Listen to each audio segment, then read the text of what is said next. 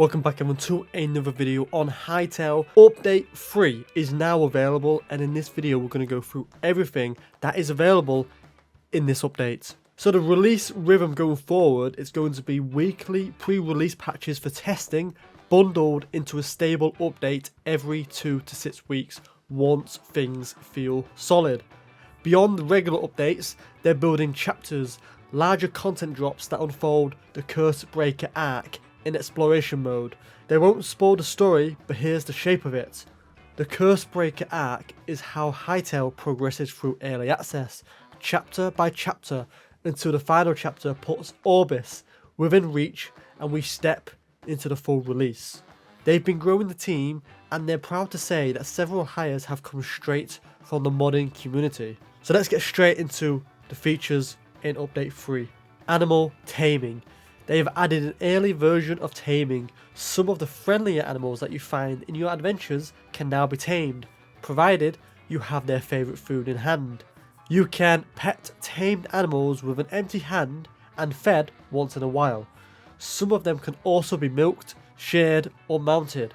Tamed animals won't run away from players unless they're hit and will occasionally greet them. User placed map markers. Create custom markers anywhere on your map with customizable names, icons and colours. Share markers with other players in multiplayer. New gameplay settings to toggle markers visibility on map and compass. You can delete markers via the map context menu. Brazilian, Portuguese and Russian have been added as the first new in-game language options, kicking off the first phase of their localization efforts. Additional languages will be introduced in the coming weeks. Avatar presets. You can edit, save and swap between up to 5 avatar customizations. Sickles. They've added sickles capable of harvesting multiple crops in a single swing. Climbing overhaul. Updated climbing, enabling sidestepping, dropping down and rotating around ropes, fire spread system and goblin flamethrower. They've added a new fire spread system and the goblin flamethrower. Can be used to unleash flames upon nearby foes. Creative mode only for now. Grass spreading. They've added random block ticking and the spreading of grass. Anchor UI system. Added an Anchor UI system enabling server plugins to add UI elements to client pages, such as the world map. This will allow modders to insert into various predefined points as they add them. Avatar and cosmetics. New clothing and accessories. They've added a new hat, tweed hat. New overtop, mage shirt.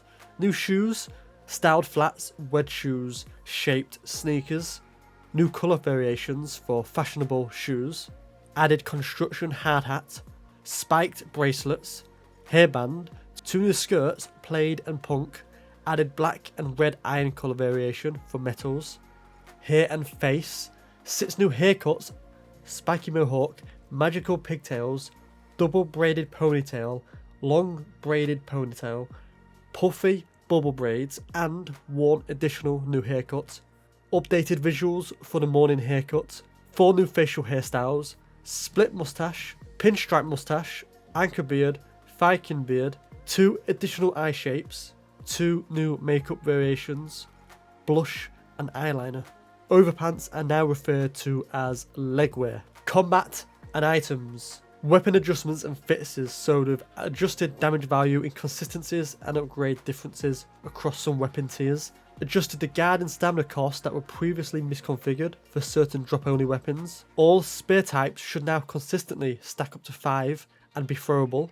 Updated range weapon aiming ballistics. Improved accuracy, added randomized hitbox, offsets, added fist aiming debug flag. Short bows and crossbows can now use ammo directly from the backpack, which is a good change. I really like that. Necromancy grimoire improvements.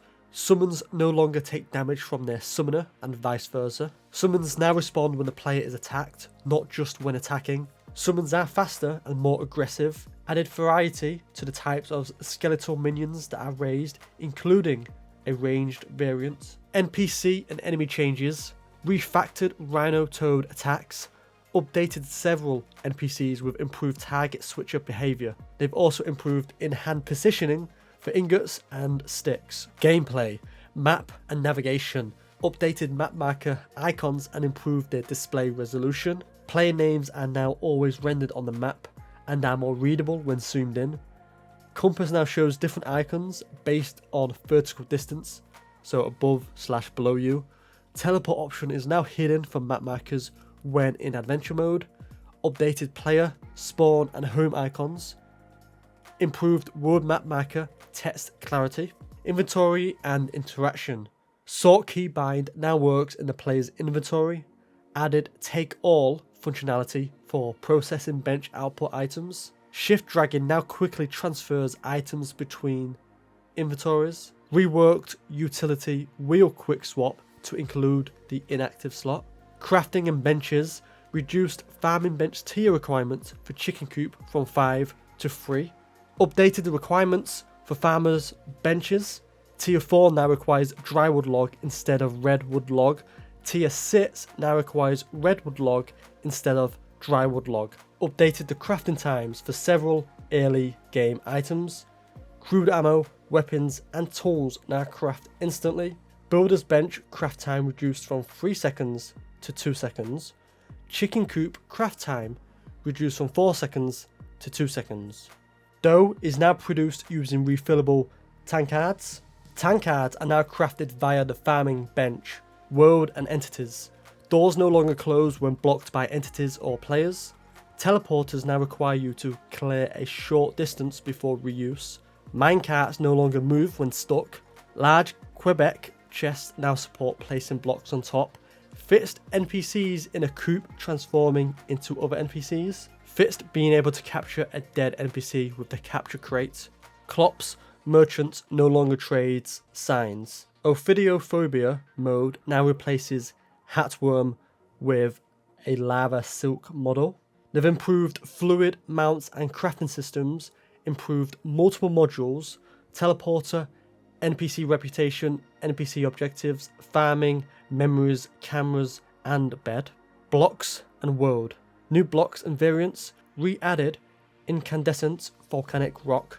New block textures and variants, thorium cracks, basalt cracks, magma cracks, mud dry cracks.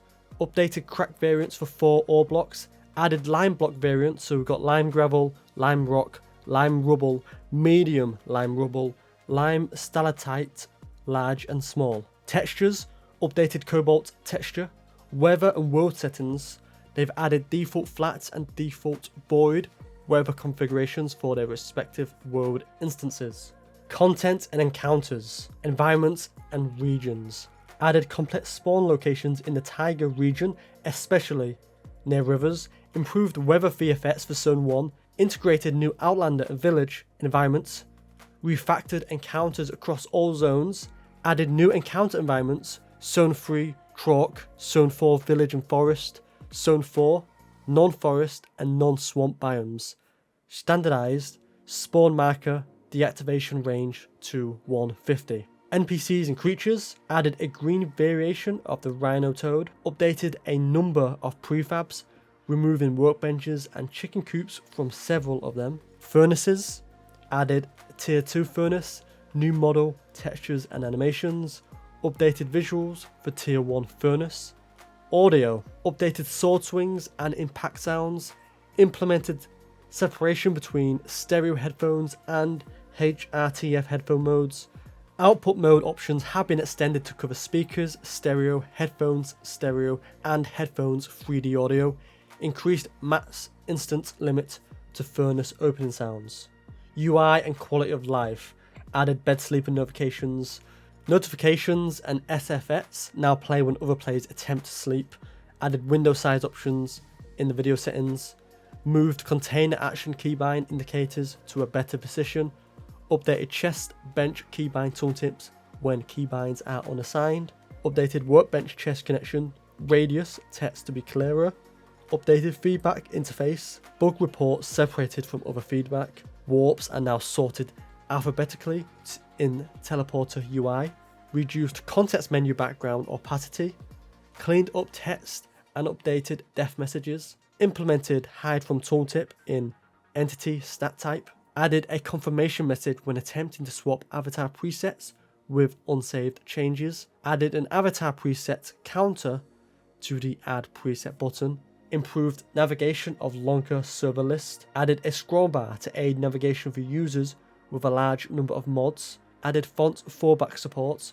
Clients now fetches glyphs from fallback fonts when missing. Enable support for non-Latin languages. Added Noto Sans as a secondary fallback font for Cyrillic glyphs. Reworked item tooltips to better support localization. Increased the dimensions of some UI elements to better support localization. Mod and tools. Mod management. Added mod enable and disable support from user data /saves/mods. Added server version checks for plugins and asset packs. Newly created asset packs are now enabled by default. Added option to skip mod validation into single player. Mod validation issues now block server startup unless flagged. Added a warning when loading into worlds with missing mods. Added duplicate plugin detection warnings. Creative tools. The Creative Hub is now referred to as Crossroads. Added a return to Crossroads button on the world map for creative worlds. Added a /layer command. Applies layering to selected areas. Updated paste tool. Hold down key support. Undo and redo. Smoother multi-directional movements. Changed the draft brush shape to sphere instead of cube. Entities will now rotate and render in the selection tool's rotate/translate mode. Added parameter to toggle replacing empty block materials. They've removed some older debug commands and improved validation for the machinima tool. Added the ability to change the playback speed within the machinima tool. Added 3D audio source visualization for debugging. NPC, sensor and view debugging visualization.